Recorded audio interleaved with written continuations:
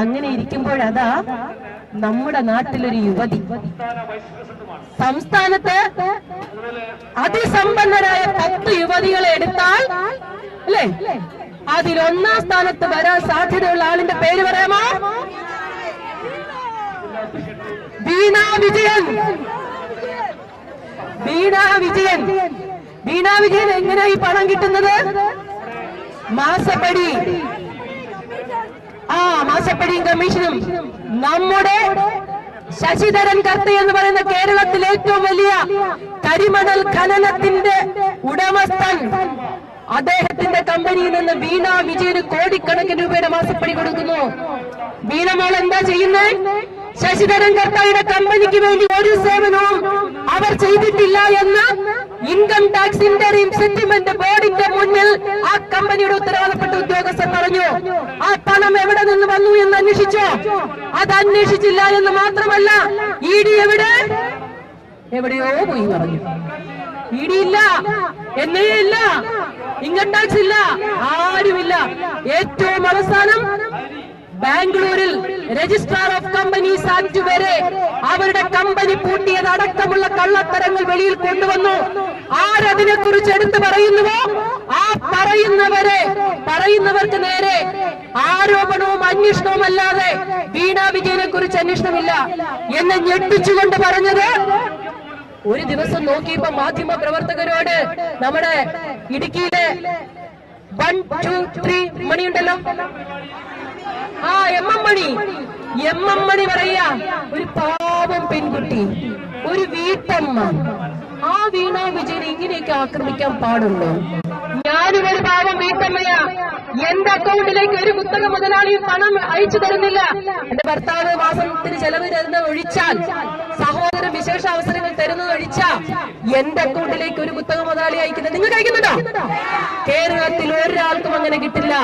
പിണറായി വിജയൻ എന്ന് പറയുന്ന കേരളത്തിന്റെ മുഖ്യമന്ത്രിയുടെ മകൾക്ക്, മുഹമ്മദ് റിയാസ് എന്ന് പറയുന്ന മന്ത്രിയുടെ ഭാര്യയ്ക്ക് കോടികൾ ഒഴുകുന്നു.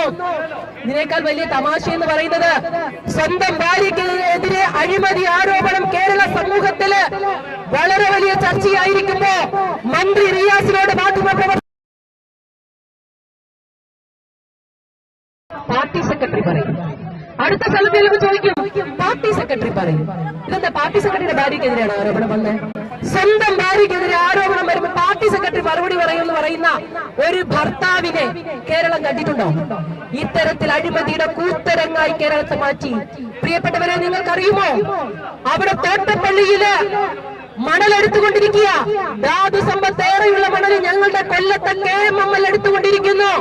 KMML അത് ശശിധരൻ കർത്തായുടെ കമ്പനിക്ക് മറിച്ചു വെക്കുന്നു എന്നാണ് മനസ്സിലാക്കുന്നത്.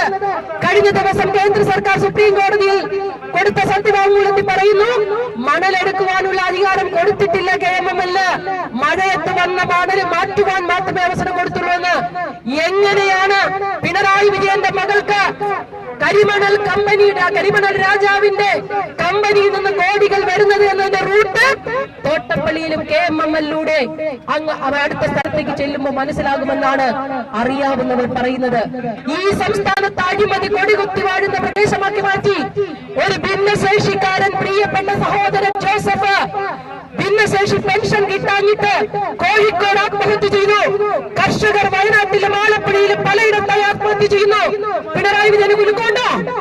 ഒരു കുലുക്കവുമില്ല. പാളം കുലുങ്ങിയാലും കേളം കുലുങ്ങൂല എന്ന് പറഞ്ഞിരിക്കുക. കാരണം അവരൊക്കെ സുരക്ഷിതരാണ്. അവരുടെ മക്കൾക്ക് മോന്റെ ഈ ക്യാമറയിൽ ഞാൻ പെറ്റി അടയ്ക്കേണ്ടി വന്നാൽ ആളുകൾ പറയുന്നു, പിണറായി വിജയന്റെ മോന്റെ അമ്മായി അച്ഛന്റെ കമ്പനിയിലാണ് അത്രയും പോകുന്നത്രയും.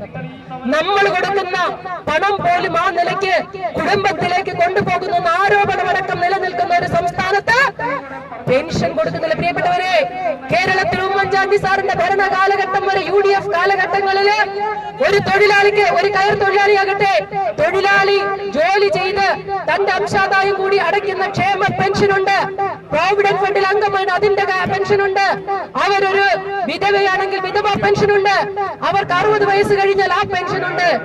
ഈ പ്രസംഗ വേദികളെ പ്രകമ്പനം കൊള്ളിച്ചുകൊണ്ട് ഈ CPM-കാര് നാക്കെടുത്ത നാഴികയ്ക്ക് 40 വട്ടം തൊഴിലാളികളുടെ പേര് പറഞ്ഞ് അധികാരത്തിൽ വന്നിട്ട് അവരാദ്യം ചെയ്ത പണി എല്ലാ പെൻഷനും മാറ്റി ഒറ്റ പെൻഷനാക്കി.